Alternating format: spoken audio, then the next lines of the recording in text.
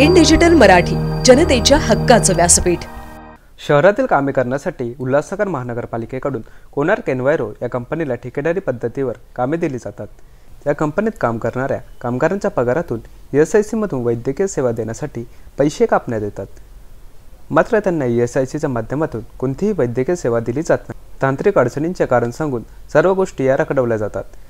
त्यामुळे या सर्व गोष्टींना विरोध करण्यासाठी आज लढा कामगार संघटनेचे अध्यक्ष संदीप गायकवाड यांच्या मार्गदर्शनाखाली सर्व कामगारांनी कामबंद आंदोलन केले।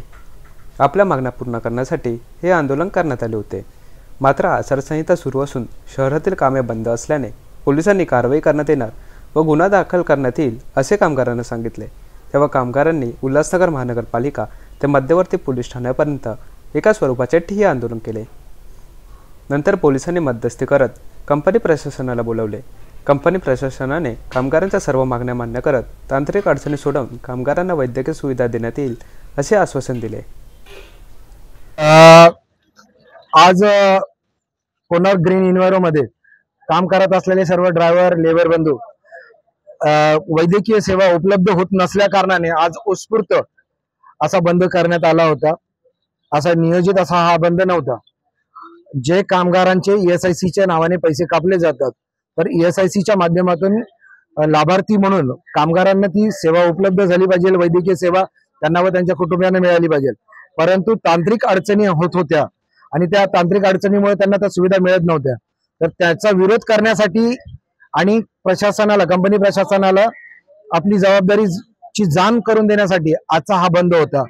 आता ते केल्यानंतर इलेक्शनचा पिरियड आहे आणि आचारसंहिता चालू आहे, त्यामध्ये अत्यावश्यक सेवा म्हणून कुठं खोळंबली नाही गेली पाहिजे म्हणून पोलिसांनी आम्हाला तिकडून इथं आणलं की तुम्ही प्रतिनिधित्व करता तर तुम्ही तुमच्या अडचणी आमच्या इथं समोर करा आणि पूर्व सूचना न देता जर तुम्ही बंद केलं तर तुमच्यावर गुन्हा दाखल करण्यात येईल। आमच्यावर गुन्हा दाखल करण्याचे विषय निघाला तर सर्व कामगार बंधूंनी आम्हाला पाठिंबा देत बेसवरून इथपर्यंत पोलीस स्टेशन समोर ठिय्या आंदोलन केल्यासारखं होतं। परंतु तांत्रिक अडचणी आणि कायद्याच्या बाबी लक्षात घेता कंपनी प्रशासनाला पोलिसांनी इथं बोलून घेतलं। कामगारांच्या ज्या वास्तविकतेशी त्यांना परिचय करून दिला, त्यांच्या मागण्या त्यांना सांगितल्या। वैद्यकीय सेवा आणि त्यांची तांत्रिक अडचणी लवकरात लवकर दूर करून सर्व कर्मचाऱ्यांना वैद्यकीय सेवा त्यांना व त्यांच्या कुटुंबियांना मिळेल याची पूर्तता करण्याचं काम यांनी कंपनी प्रशासनाने मान्य केलंय आणि म्हणून आत्ताचा हा बंद आता इथं तात्पुरता आम्ही थांबवतोय। आणि शहराचं नुकसान नाही व्हावं किंवा कंपनी प्रशासनाचं नुकसान नाही व्हावं किंवा कामगारांचंही नुकसान नाही व्हावं म्हणून आतापासून तर शहरातील पूर्ण कचरा उचलेपर्यंत जे 2-3 तास लेट झाला आहे त्याची पूर्तता आजच्या आज हे सगळे भरून काढतील आणि हा विषय संपवतील। कंपनीकडनं वारंवार तुम्हाला फक्त तोंडी स्वरूपाने फक्त मागण्या पूर्ण केल्या जातात असं म्हटलं जातं, लेखी स्वरूपात काय लिहून दिलंय का? आता पोलिसांसमोर त्यांनी मान्य केलेलं आहे।